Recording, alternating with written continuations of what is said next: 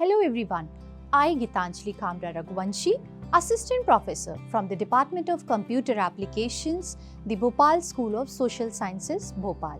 So here, today we are going to learn about the operating system and its function. So let's begin with the introduction of operating system. So let's first understand about an operating system. So basically, an operating system is a software. Which type of software we should say? It is a system software which works as an interface between the hardware components and the user. Operating system works in every computer. So we should say that every computer must have at least one operating system to work on. Operating system also help to communicate with the computer, hardware components as well as with the software applications. So it is working as an intermediate, or we should say it is working as a medium through which we users are able to work over the computer. It is not possible for us to work on the computer without an operating system. So that's why it is required and mandatory that a computer should have at least one operating system so that we can work smoothly.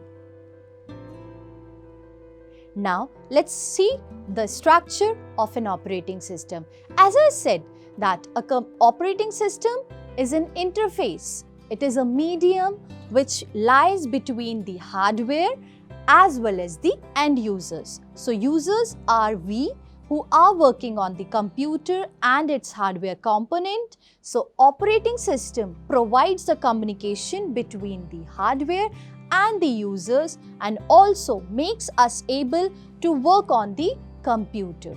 So because of which we are able to work on the computer. Without the operating system, we cannot work on computer hardwares. So here comes the history of operating system. So the first operating system was developed in the year 1950s just to manage the tape storage devices.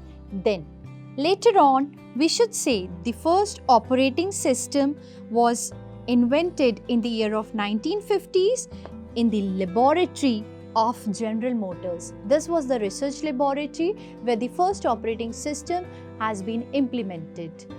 So then later on in 1960s, or we should say in the middle of 1960s, the operating system was started using in the disk.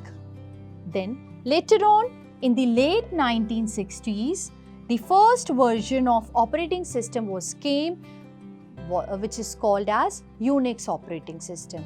Then in the year of 1981, the first DOS operating system was purchased from the Cetel company.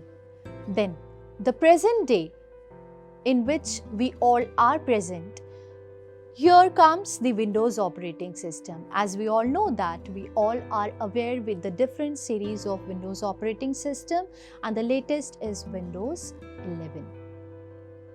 So it came in 1985 into existence, and till date we are working with this particular operating system. So now here comes the functions of operating system. As we know that operating system is a multitasking one, multi-user one, multi-purpose. So it has many functions which it performs. So some basic functions I have mentioned here. It can manage the memory very easily. It can also manage the processor. It can also manage the files. It can also manage the different devices that are connected. It can easily manage the input-output. It can also do the management of secondary storage. It can also provide us the feature of security. It can be work as a command interpretation. Also, it has a function of networking. It can be a communication manager. Also, it is having a function of job accounting. So likewise, there are many functions that are performed by the operating system. Now let's proceed with the features of an operating system. So, my dear friends, operating system also comprises the many features.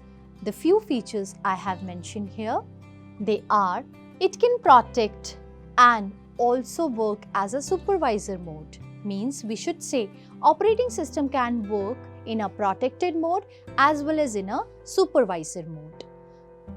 It can allow the disk access and the file system device drivers networking security.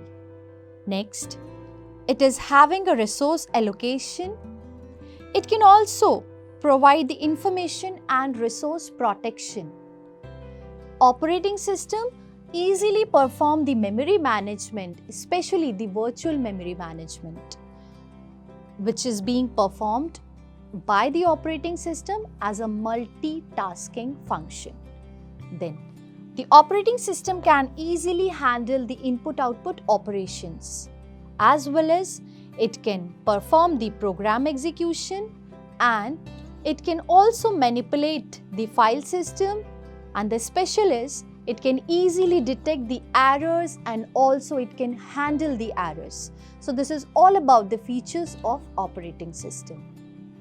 So in today's class, we have learned about the operating system, a brief introduction of operating system we have seen, also the functions of operating system and the features of operating system. So that's all for today's class. Thank you for joining the class. We'll see you with the next further topics of the same subject. Have a good day.